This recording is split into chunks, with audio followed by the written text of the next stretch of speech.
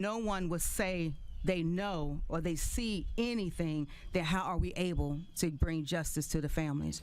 That's the big question. LMPD still asking for help 1 year after the Chickasaw Park shooting that killed 2 people and injured 4 others. Hundreds of people were at the park 1 year ago today when that shooting started, yet LMPD says they still haven't heard much from witnesses. Today, city leaders and grieving families are asking for help. Wave News reporter Brandon Spencer live in Chickasaw Park with what was said. John Myra, I was here at Chickasaw Park a year ago today when we got word about the shooting, and it's crazy to think that still not much has changed. LMPD says that they're still looking for witness help, and the grieving families are still looking for justice, and they're asking the community to help make their life sentences without their loved ones just a little bit easier.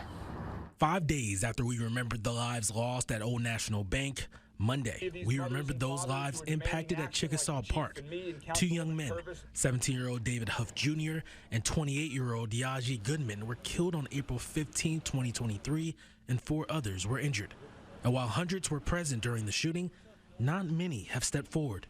I feel frustration, and I'm angry. Because when someone is killed by a gun, that impact travels so much further than the path of that bullet. There's physical trauma, emotional trauma, families torn apart, and communities that are left hurt and mourning.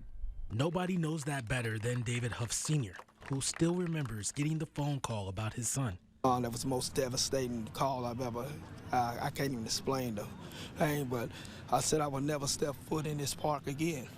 But he did, aided by the thoughts of his son, who was just weeks away from graduating high school before his death, and the encouragement of Deputy Mayor Barbara Sexton Smith. He made his way back to Chickasaw Park. Unfortunately, Huff learned that he's no closer to getting justice. Yes, it's a little frustrating. Here we are a year later. And yes, I have. I've asked a couple questions. Like, do y'all know who? I mean, people said they was around and they seen it, and I'm just like, well, who did it? But changes have been made in the park, however.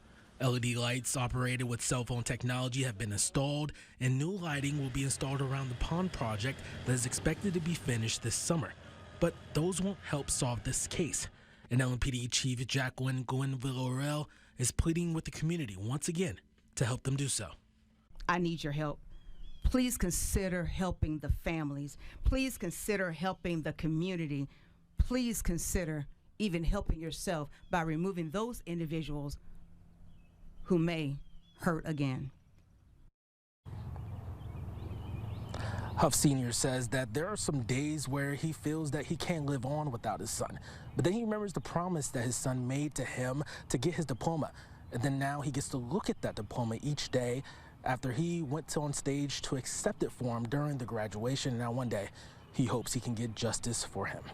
Reporting live at Chickasaw Park, Brandon Spencer, Wave News.